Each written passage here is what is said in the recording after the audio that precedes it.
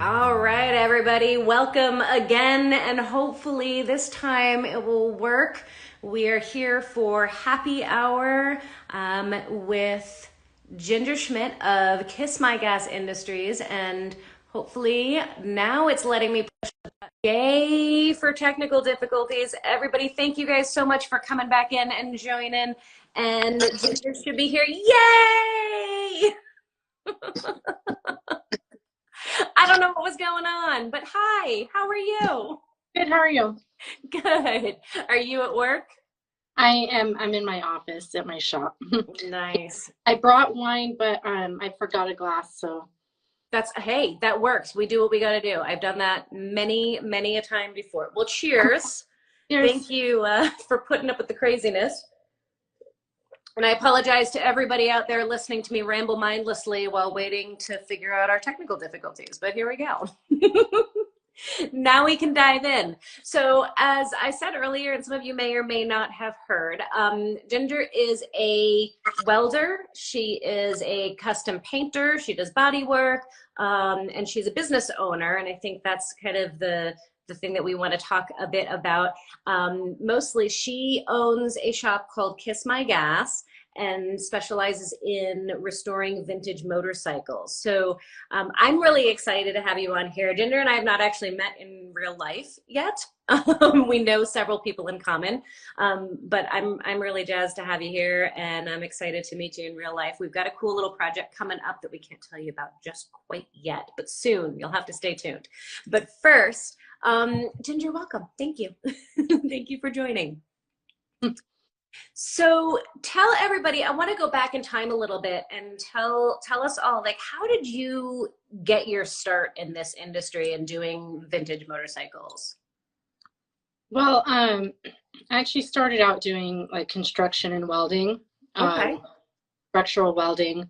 I did take an auto body class at some point, and they offered me a paid apprenticeship, but then I was offered a welding job at the same time, and I took that instead. And yeah, whatever, welding on construction sites, and you know, I just it was hot, and you know, all men and whatever. Just I just randomly decided that I wanted to have my own little shop doing what I wanted, Okay. and do like custom paintwork on motorcycles.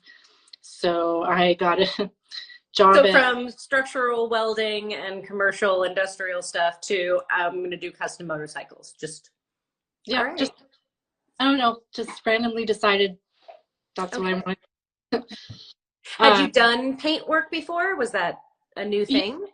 auto body course, I did play around a little bit with some graphics. Not much, but a little bit. And yeah, uh, Wow. whatever. That's ballsy to like just quit. And so did you start Kiss My Gas back then, or was that No, I got a job at a body shop just so I okay? could gain experience and get my foot in the door. And I worked at two different body shops, first as a prepper and then as a painter. Okay.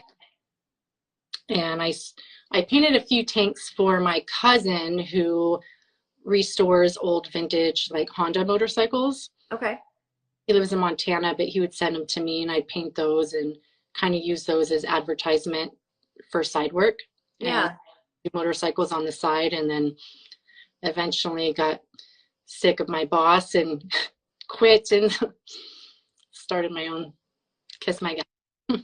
How long ago was that you started Kiss My Gas? I had my 3-year anniversary in May 1st. Nice. Congratulations. Cheers. That is no small feat. And I scoped you out. I checked you out on Yelp. You have nothing but 5-star, amazing, raving reviews about your work and about you as a business owner. That's a lot. Like you took on a ton. So you switched industries Mm-hmm. and kind of in very short order started your own business and learned how to be a business owner all at the same time. What would you say of all of that has been the biggest challenge? The whole everything about it. All of it. It's insane, crazy. Like I what you said about the customers, my 5-star reviews, I've been mostly lucky. like just amazing customers. There have been like, you know, a couple of issue customers, but like whatever, I've been super lucky. Uh, finding shop space in the Bay Area is like horrid. Oh God, yeah. You know, in California, all the EPA laws, and it's super, super expensive as well. Yes. So I've had like, I think that's been the hardest thing. I've had like some horrible, horrible landlords or shop mates, and you know, I had one try to steal all my equipment and my paint belt, and like that's just been a nightmare. And like I keep having to move to different shops. Oh wow. You know, expensive and time consuming to set up a new shop, and that's what I'm kind of dealing with right now. Yeah. But I feel like this shop I feel super good about, and I'll probably be here for a long time. So nice. Hopefully. Is it all yours? Do you have the space to yourself? no, I actually share space with another woman who does custom paint. Oh, nice. So her Very name cool. is Danine. Okay. And I guess her shop is custom paint by Danine, and she does airbrushing and stuff. So Oh, very cool. Do you guys collab on stuff at all, or is it just two separate businesses and you just kind of share the space? we haven't collabed yet. We are actually about to. Our neighbors have helped us out a lot in kind of setting up our shop, you know, letting us use their forklift or Oh, nice. moving stuff around for us. And we are going to make them a sign for their company Nice. to get home. But other than that, we haven't collabed yet. Very cool. Very cool. Well, congratulations on the new space and new potential collaborations and future endeavors. That's really cool. But yeah, moving is, God, I moved my shop 4 times, I think. And it is like the worst thing on earth. It is absolutely like everybody's like, congratulations on the new space. And you're like, thanks. I want to shoot myself now. It's awful. Moving, you think moving a house is bad. Moving a shop is just absolutely atrocious. But hopefully you'll be there for a while. I am pretty stoked on myself for having the idea to put my sandblaster on wheels, though. As soon as I got it, I made a cart for it and put it on there. So like moving it filled with sand, that would have been a nightmare. Yeah, no, 100%. I am convinced that really everything in the shop should be on wheels. Because Yeah. I don't know about you, but I'm indecisive. So I'm constantly reorganizing. I'm like, oh, actually the sandblaster should be over there and that should be here. And so everything should just be on wheels. So that's. I wanted to put my new compressor on wheels, but it's be bolted to the floor. So Yeah, probably a good idea. Very cool. So 3 years in business, huh? I'm curious, do you have people work for you or is it just you? you know what? I've had part-timers over the years, but I just hired my first full-timer, and I'll probably have a second full-timer Nice. starting, you know, hopefully in a couple of weeks. So he works for me part-time already, but That is super exciting. I don't know about you, but I found that running a shop and having employees, like finding employees was like the number one most challenging thing that I dealt with. Like all yeah. of the other struggles, all of the craziness, because there's tons of them as a business owner, but finding good employees, is it the same on the motorcycle side and paint? It is. I need people who are experienced in body shop work or whatever, depending on what I'm having them do. But I just like, I can't hire like a whole body shop crew full of people. I need like, you know, and especially different projects going on. Like one day I need someone who can prep, and the next day I need someone who's good at polishing, and then I need a body for, you know, a couple days. And so it's just like kind of need to find like one person who can do everything, but those are like, those people own their own shops. Right. Right. Yeah. So no, absolutely. And that kind of leads into, I know you've got a little project that you're working on that might help resolve some of those issues for other folks out there. Why don't you tell us about your new project? And that's exactly the reason that I started this project, which actually I thought it was just going to be like a simple little project, but it's turned into like this huge, huge thing. But I am starting an app-based temp agency for blue collar workers. So pretty much like when I'm, I need a polisher to come in, just go on my app, see who's looking to pick up extra hours or pick up extra shifts somewhere, and can hire them just to come in for like a couple days. I think that is so amazing. Are you doing it like where they just are finding each other that way, or are you actually involved in like an actual temp agency? So they can, both companies and employees can go on the app and set up their profile, and then they can just put in like keywords for the different skills that they have. So like for me, I would go in and I could put a welder, painter, auto body or whatever, all the different skills that I have, just add those, and then I'll pop up in the search for, the company puts in what they're looking for. That is amazing. Yep. Are you doing it across industries, or are you just doing auto body and motorcycle and like body and paint and that kind of stuff? No, it's going to be all blue collar industry. So, or skilled laborers, carpentry, welding, auto body, electricians. So God, I would kill for something like that back when I was running my full-time shop. That would be amazing. Because sometimes you're just really, really busy for like a week and you need an extra set of hands, and you don't need to necessarily hire somebody new because a week from now it's going to slow down again, or you're not going to have that big project. Somebody just asked, how would something like that work with insurance, et cetera? Would they have to have there be an independent business? How does that work? they will all be covered with insurance, with workers' comp. So through the app? Yeah. Mm-hmm. Nice. That's amazing. So this really is a huge undertaking that you've done. This isn't just like a classifieds that you, like a, an app classifieds. You've really taken on kind of the whole thing. It's a corporation and a very expensive app. It was, yeah, it's, I guess, go big or go home. Right? Oh my God.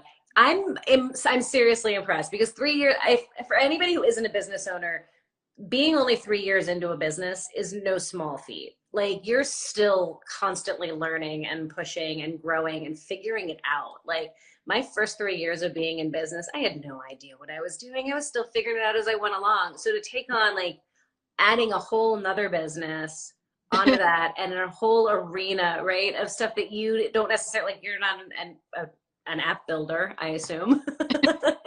Yeah, I'm not. And I'm dealing with the people who are building the app, which is a whole other thing. It's like I gave them a design and I said, this is how I want it. And they gave me something else. And I was like, no, follow my design. So, but just running a corporation too, like, that is scary. There's a lot involved in that. And yeah, it's pretty crazy. I love it. So, for anybody who's been watching these, and I don't know, Junior, you've caught some of the past ones, but like, it seems like a theme. Every single woman who's been on this has said, like, that they just dive into stuff in some form or another. Like, somebody offered me this job and I didn't know how to do it, but I decided to just do it. So you've got the same thing. You're like, I've got this idea, I'm just going to go after it and do it. What do you think it is about you or in you that like gives you the ability to do that? Like, to say, I don't know how to do this, but I'm going to do it anyway. Well, I think part of it is, for a long time, I always wanted to do stuff, and it seemed like people would always like put it down, and like, so I just wouldn't do it. Like, I wanted to be, my mom and her husband are carpenters, and I didn't want to be a carpenter when I grew up. I wanted to be an architect. I wanted to be above them, right? Better than them. Anyway, when I was right around 21, I was going to go to school for architecture. I found out that the local college that I went to had a program, and um, my boyfriend at the time was like, "No, you don't want to do that because this and that, and it's really competitive and all that." And so like I didn't do it, and that seemed to be like the story of like my life. Like everything I wanted to do, somebody would put it down, and I'd be like, okay, and I wouldn't do it. And then I just kind of got fed up, like, no, I want to do it, I'm going to do it, kind of thing. So Do you that, remember the breaking point? Like, do you remember that point where you were like, no, I'm not letting other people tell me what I can and cannot do? yeah, that was when I started school for carpentry, when I was like 28, maybe. So, Was it something that like, was it a particular thing that something that happened that made you say enough's enough, I'm going my own way? well, I worked just jobs I didn't like. I was bartending. I'm not a customer service type of person. I don't like people that much. But Present company excluded, right? um, yeah, I'm doing pretty good with this, dealing with people. But you know, uh, yeah. So and then I worked in an office for a month, and that was like horrible. Like randomly, it's like that same school that I was going to before, they had a carpentry program, and I was like, I'm going to do that. And my ex-boyfriend, the one who, you know, put down the architecture, he's my son's dad, but he said no, like don't do it. And my aunt was like, no, don't do it. And I'm like, screw you guys, I'm going to do it. My grandma was like, she can do whatever she wants. Like, don't listen to them, Jimmy. Your grandma? Yeah. That's awesome. I love it. There's something about the wisdom of the older generation. I experienced kind of a similar thing in my life that the grandparents were the ones who were like, yeah, whatever, as long as you're happy. Yeah. So much less judgment. I think they just have more perspective. Interesting. So how did your parents feel about going, the fact that you wound up going into carpentry initially and went into that carpentry class? Were they like, were Oh they yeah. cool about it? Yeah, of course. Like my mom, she used to put me to work all the time when I was a kid, and I hated it. I mean, I liked it sometimes for like 20 minutes, and then I was over it. Right. But yeah, no, she was super stoked. But like even the motorcycles, like they used to drive me around to car shows all the time when I was a kid too. So like they're super into cars and custom paint and all that. Yeah. So they're really happy. That's awesome. Very cool. What do you think? Do you think that the people saying that you can't do it or shouldn't do it, or um was it gender based, or was it like classism, I guess, against blue collar stuff? What do you think it was, or just naysayers because they were negative Nellies? I think just negative. um, yeah, yeah, I think that's it. Just like, I don't know, they wanted me to go be a teacher or, like something stable, kind of, um, like with carpentry, they're like, oh, it's not a stable job, and, Mm, there's ups and downs in the carpentry industry, and, you know, might be busy sometimes, and then you're going to be out of work, or gotcha. just, I don't know. It's interesting. I feel like that's so the opposite of what's true, right? Like, I feel like the only jobs that are consistently necessary, and if anything, like this pandemic has kind of, really highlighted, is that like the essential workers are people who build and make things, right? Like we are not out of work. We could always find work. There's always a need for us. I mean, your app and what we're talking about with like the biggest struggles being finding people, like Mhm. there's always a job for you. There's always work for people who work with their hands.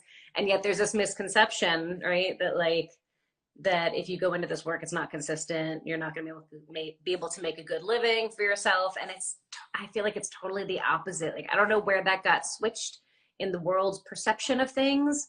I feel like the trades are the most consistent and most reliable way of making a good life for yourself. Yeah, yeah, I agree. Yeah.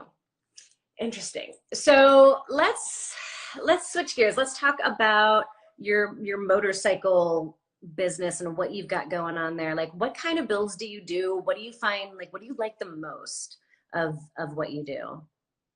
Um, well, that's a tough question. I do like so much different stuff that it's like, like it's so many different types of bikes. Like, um, I kind of, I just, I guess I just love like the end result of my paint jobs the most, most of the time. But Seeing the finished product most of the time. Why is that? well, there's been like maybe one or two custom jobs I've done where it's like, "Ugh, I wish I did that differently or whatever." But um, I just, I don't know. It is kind of like when I'm working on a project, especially custom projects, it's like everything's going wrong and like, I hate this, this is horrible. And then it's finished and it's like, oh, wow, that nice thing came out of like all this mess. Yes. Oh my God. That is 100% the truth. I always say that being a mechanic, and I guess it's the same, right, is one of the few jobs where all throughout the entire job, I'm beating my head against the wall, cursing myself, wondering why I picked this career. Like, I volunteered to do this. I chose this, and I'm beating myself up. And then as soon as it's done, I'm like, yes, I am the master of the universe. Look what I made. Yeah, pretty much. It's like the best, worst thing ever. Yeah. Because you do, I mean, you do all the aspects. You do the fabrication and the welding, you do the design, you do the body work, you do the finishing work, the prep work, the paint work, the whole piece of it. Is it Yeah. is it the whole thing of it that you like, the creating something from the beginning to the end, or is there like an aspect that you enjoy more? Honestly, I really, really enjoyed all of it before, like every bit of it. I loved doing body work and fixing things and welding things and Mhm. running a business and having a hard time finding workers. I feel like I've gotten burnt out and like I don't enjoy any of it anymore. Mm. Unfortunately, but um, I can relate to hopefully, that. the way I said, I can relate to that. I know how that goes. I like, I found myself getting to the point where it's like, I just hate this, but like, I wouldn't want to do anything else, right? Or I don't know. And I think like maybe one of the reasons why I wanted to start this other business is so I could relax a little bit. It kind Let of me add going more to my plate so I can relax. like start this app, and it was supposed to be a simple thing that kind of ran Right. itself, but making money.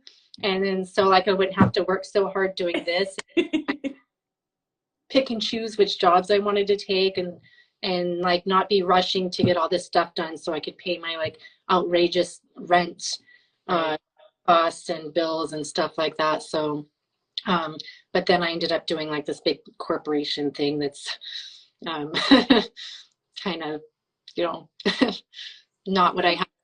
have. But yeah, like once I get this going and it's I can hire people to run that because I feel like it's a lot easier probably to find workers to run a corporation than it is to help you with your artwork. Um, Right.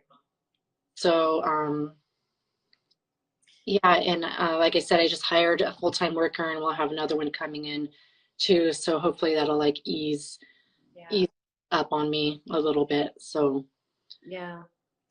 God, there's a couple of things that I want to say. There's an interesting comment. Somebody just posted Bradley Trucker Music. I hope I'm pronouncing that right. Said that the trick is to find somebody who doesn't like the bills but likes the business, and instead of hiring somebody who would help out in the shop. And I think that's an interesting point, right? Because I can relate to you. I remember at a certain point or several points during my repair shop that I owned, where I fell out of love with the business, right? Like I didn't love it anymore, and I didn't want to do it anymore. But it was the business side of it that was bogging me down, the paperwork and the dealing with the accountant and dealing with all of that crap that just isn't me, right? I wanted to be out with the customers and I wanted to be out working on the cars. And so I think that's kind of an interesting point, is like find the part of it that you hate the most, like the part of it that drags you down the most, and find somebody to do that part, so that you can be free to fall back in love with the parts that you do love. Mhm. But I would ask you too, what when you're feeling that way, what helps you get up in the morning? Like what is it that keeps you going even when you're feeling not in love with your business? I have rent to pay. So purely self-preservation. If I don't That's fair. have a job, I can't pay my rent. That is fair. I appreciate the honesty. And sometimes it comes down to that, right? Like I think that's absolutely the case. Finish the job and it's amazing and the customer is super stoked, then that helps a lot too. Yeah, absolutely. Well, girl, I mean, hang with it. Like, I get it. I was in business for 13 years, and I have another shop now, and I'm going through the whole same process all over again, right? But it's like this roller coaster where I love my business. I love everything I do. I wouldn't trade it for the world. And then there's days where it takes everything in you to put one foot in front of the other. So Yeah. I totally get it. But you are doing incredible work and you're doing an incredible job. So keep after it. Keep after it. Um, Given all of that, like would you do it again? Like would you start your own business again if you had the choice? Oh, absolutely. I hate working for other people. I do. Even worse than dealing with all of the craziness of being a business owner. Yes, I couldn't go work for somebody again, I don't think. All right. I guess I just like I always feel like so like when I worked at body shops, it was the most horrible experience ever. Like horrible. My coworkers were horrible. They would like sabotage my jobs on purpose. Like Oh wow. it was awful. Like I did have a few good coworkers, over the years, but most of them were just nasty.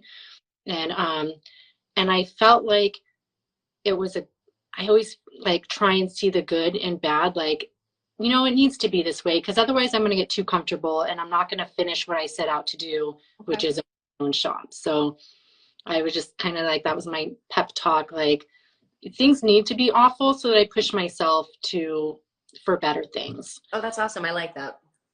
Yeah. I always like, even, stuff here, if things going wrong in the shop, it's like, things are going wrong because I need to push myself to start this other business and that I want to do and like not fall back on that. Just I always try and look at it that way. It makes life easier.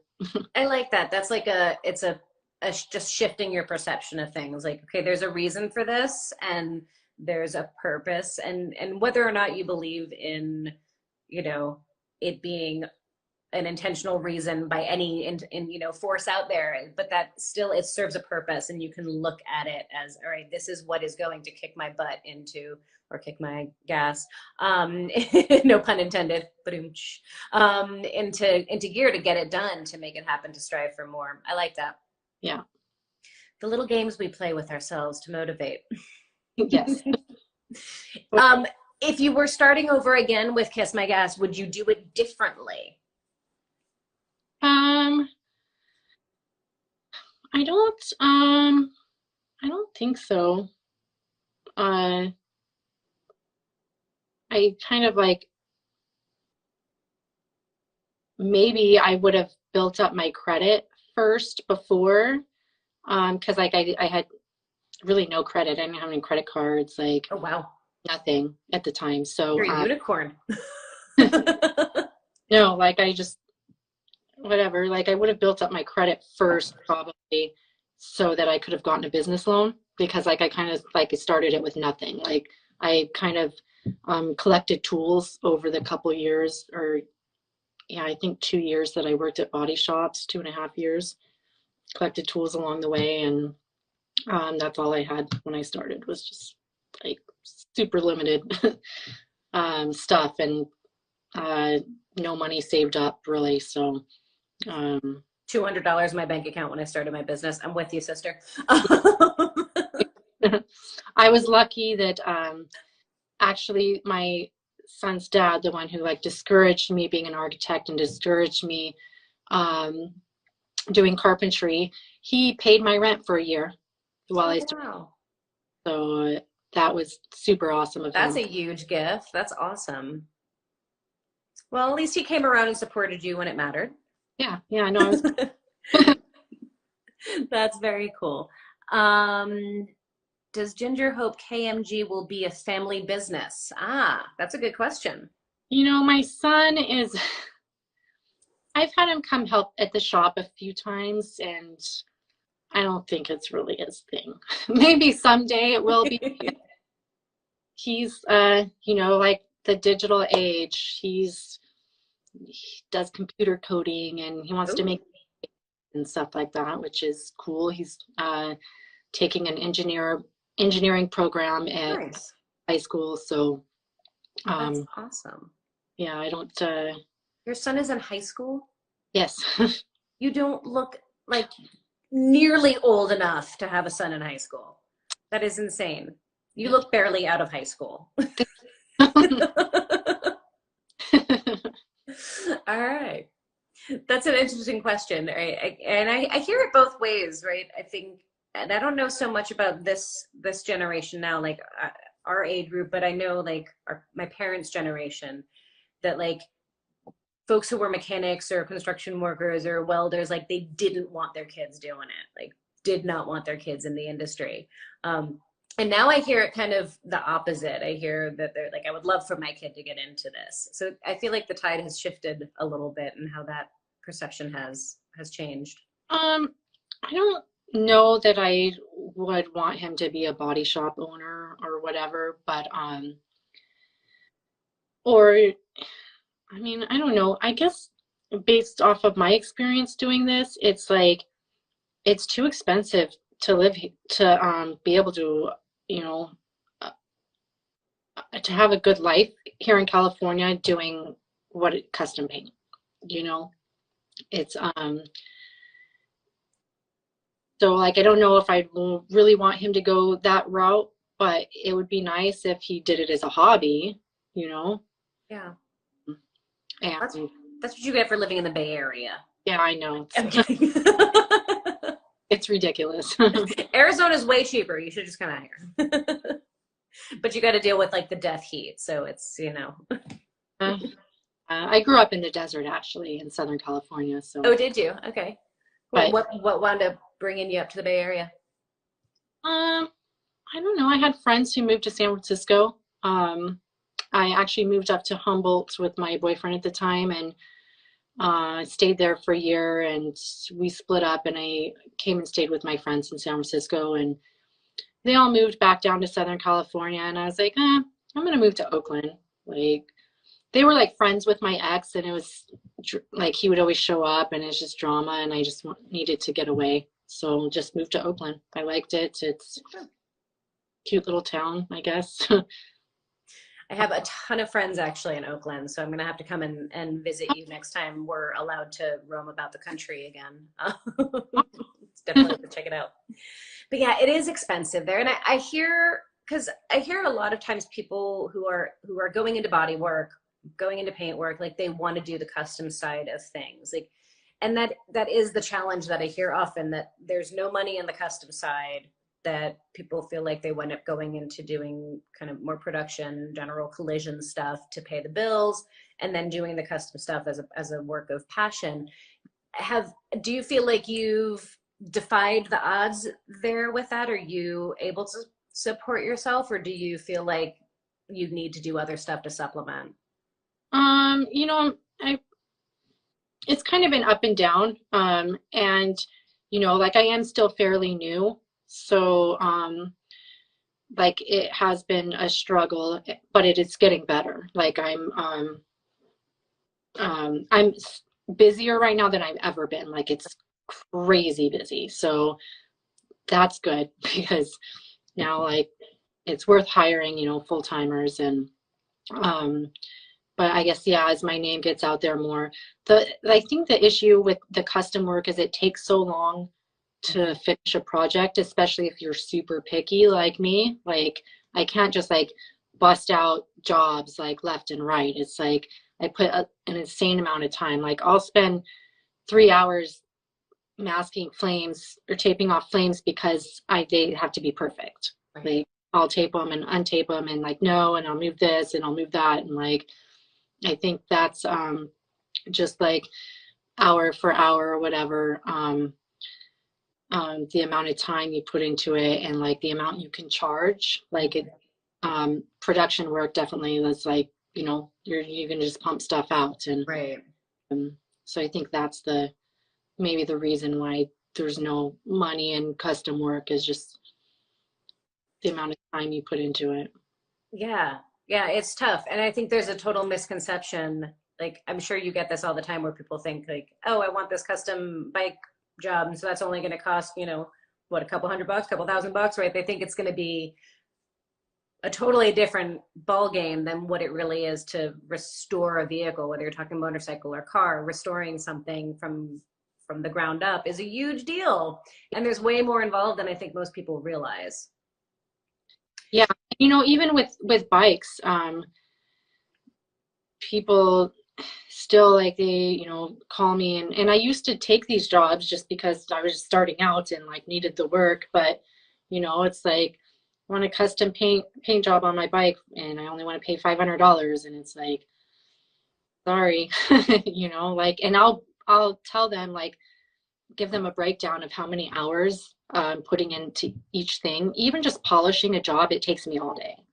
So, you know, it's once I give them a breakdown, like they're like, okay, sorry. Yeah. Yeah, and you're not for everybody, right? Like, so if they want a cheap job, then that's cool. They can go somewhere else, right? Molly, I believe, from Driven Restorations, just said, charge what you are worth. Custom pays if you're confident in your work and you're willing to charge for your work. I think that's the hard thing, because sometimes we put all of those hours in and we think, oh, I can't charge for this because this is just my obsessiveness. Well, no, that's the end. That creates the end result that they want, and so you can charge for that. Yeah, no, I've gotten a lot better at charging and what the job is actually worth. So there's, you know, always like when you're trying to do a favor for someone, like say, you know, you have an existing customer and he's like, come on, just do like paint my station wagon for like super cheap. Just for, I don't even care. And like, okay, and you do it and then not happy. And it's like, you know what? Like I bought cheap materials because you didn't pay me for the good materials and you didn't pay me like to polish it afterwards. So right. And it all comes back to bite you in the ass in the end. Yeah. Like I, you know, try and just remind myself when people ask me for favors like that, just say no. Like that's my name on that and I don't want my name on that. So yeah. I think that's a really important for a lot of folks to hear. You know, I hear people talk all the time about wanting to start their own shops and go out and do their own thing. And then when I talk to people who had their business for 3, 4, 5, 10 years, you know, it's this. I feel like it's the same lessons learned after the fact. And one of them being like, don't get into situations where you're bartering. Don't discount for friends and family. Don't get into those kinds of compromising, and learning how to charge what you're worth is such a hard thing for a lot of people. What I see on the mechanical side, at least, people will like they leave the dealership or they leave a shop and they wind up charging 20, 30, $40 an hour for labor rate. And I'm like, don't do that. You are selling yourself short so much. But it's hard for people, I think, to come around to, you know what, my time is worth it. My knowledge is worth it. My skill is worth it. And once you do get over that, that's when things finally start opening up, right? But it's a struggle. I think that's a really important point. yeah, and it was a struggle just to figure out like what I should be charging people at the beginning. You know, it's like I had no idea at all. Maybe And I should. custom is a whole different world. yeah, it's um, you know, charge whatever $1,000 for this job when it should have, you know, then I put the amount of time it takes me to finish it, even though like it seems like a fairly simple job to do, but then the amount of hours I put into it, it's like I should have charged 5,000 for that. Like, um, yeah, it's, but I guess it's all a learning experience. So 100%. Yep. And as long as we learn from it, right? yeah, Yep. and I'm totally open to answer. If anybody ever wants to message me and ask me questions, Cool. be open to answer any of those questions just to help out. Yeah, Because folks, take her up on that offer. Like, I think it's so important more than anything, like to have other people to talk to who have done it, who have been in business, who have taken that leap of faith and struggled through learning all of the things. And so just to be able to talk to other people, even if you've been in business for years, to yeah, have a network of people around you that you know, like, okay, I can call Ginger and ask her about X, Y, and Z, or I can call this person and ask them about whatever. And so yeah, definitely. If you guys aren't following her already, make sure you do. Follow her page, reach out to her, connect with her, and check out her amazing work because she builds some pretty badass bikes. thank you. What what's the creative process like for you when you're doing a custom job? Because I got to imagine that's got to be, you're not just doing custom in terms of a new color that didn't come on the bike. You're doing custom paint schemes, like fancy intricate stuff.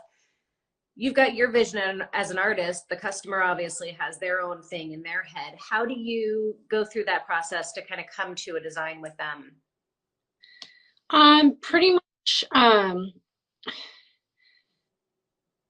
I I guess I just tell them to look online and send me their inspiration and tell me, you know, like they usually just send me like a bunch of different pictures of different paint jobs and tell me what they like about this one, what they don't like about this one, and um, or they'll just like email me and say I want this and this and this, and like I'll have to be like, well, this isn't going to work because of this, and um, I don't know. It's kind of just a lot of back and forth, and um, it's for me, it's a lot easier when they have like an idea in their head of what they want.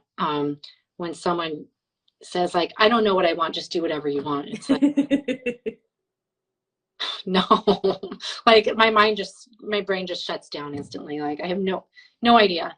Um, Yeah. like what color do you like? You know, like give me some colors. Give me a direction, anything, please. So, but most of the time, people kind of have a vision in their head of mostly what they want, and so it's just about me trying to make their vision a reality. And I usually change things up a little bit, just because you know things just don't always work. Um, how or whatever, I make suggestions like I think it'll look better if you know you do this instead of that, and yeah. But yeah, usually they have like a clear idea of what they want. Cool. What's been the project that you've been most excited about or that you were happiest with how it turned out? The project that's already finished. Yeah. Oh, Or one that you've got in the works right now? that's a tough one. Like I don't know if I have any favorites. Like I I like a lot of the projects I've done. I did like a because I don't normally do like full builds. Like I don't um do a whole lot of welding on people's bikes or whatever, but I did a cafe racer where I completely transformed it, like cut stuff off, welded other stuff on, and um, that was like that was kind of one of those jobs where it just took a lot longer than what I charged for, and like, uh, but I had never done something like that before, and like just like the before and after, like transforming crazy. It's like wow, I can't believe this and made it into that. But Is it on your Instagram? it is. What kind of bike is it? It's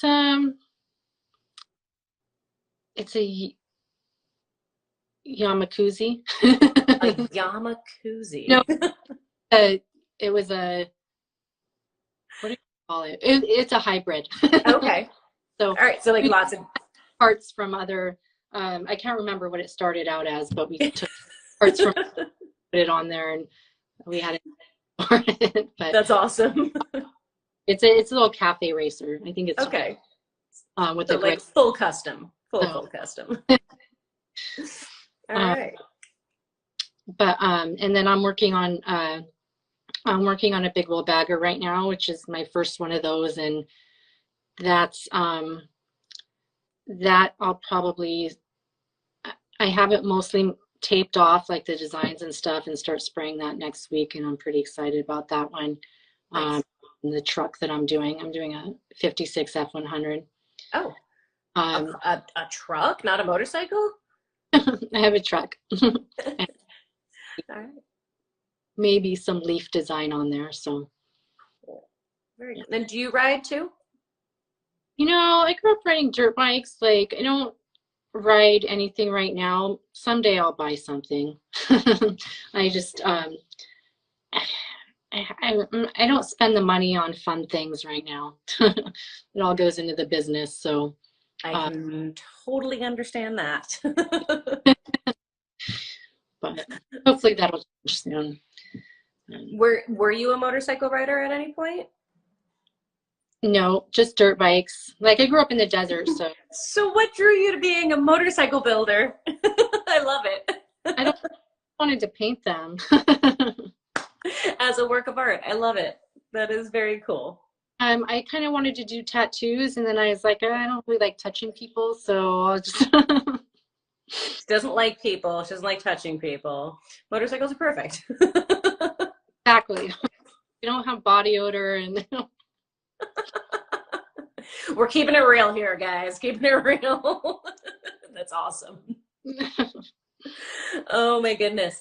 Um, what we're getting towards the end of our time that Instagram is gonna allow us to have, but um, what um what would be your advice to yourself, the younger version of you, if you could talk to her about life?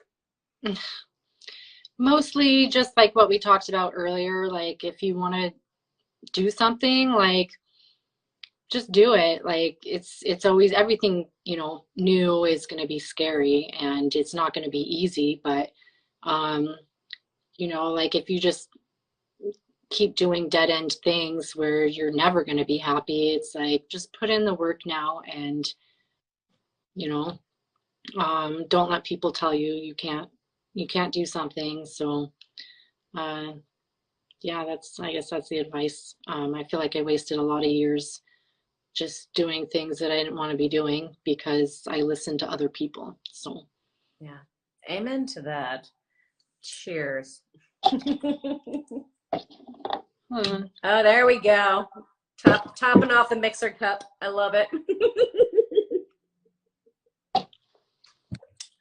What else should we know about you? What about else? me? Yeah, what else do you want to share with everybody? Oh, that's We've talked about your app, which is super exciting. How can people find out about that if they're interested in it? so it's just going to be local to the Bay Area at the Okay. beginning. Um, and then once I get that going, I want to open it, start it in other cities. But yeah, I'll be posting about it, and I'll probably start a page. When I first get the app online before it really goes live, um, I'll be looking for some people to test it out, and so we can work out any kinks and stuff. So I'll probably be posting about that. Very That cool. being built. So hopefully in the next couple months it'll be up and running. So Awesome. So anybody out there in the Bay Area, or if you know anybody in the Bay Area, make sure you hit her up. You can get in on that beta test program and keep your eye out for it. I'm super excited. I wish I was in the Bay Area because that's hella cool. well, I'm thank Phoenix will be my second. Are you in Phoenix? I am in Phoenix. Yes, you should. That'd be awesome. Very cool. Well, I am super, super glad that you agreed to join in on this and have some fun. As I mentioned, guys who are watching, Ginger and I have a little secret project that we are working on that you're going to have to stay tuned for. We'll be able to release some details about that in the very near future, but you want to pay attention. Make sure you follow her page.